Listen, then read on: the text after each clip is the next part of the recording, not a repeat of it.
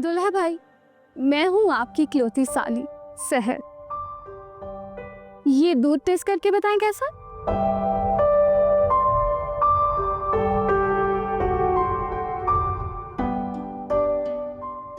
अच्छा। अच्छा है ना, तो चलें।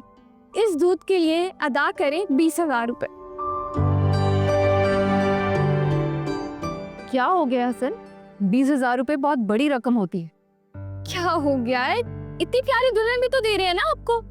चले आपके लिए मैं रियायत कर देती हूँ, 15,000 तक।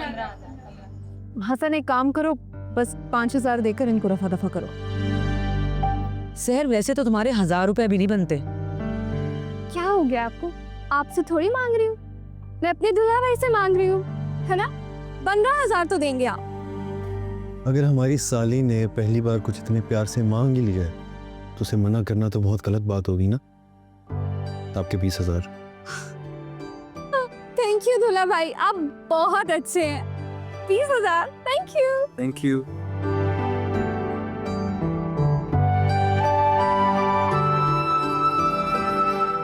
ये क्या किया तुमने?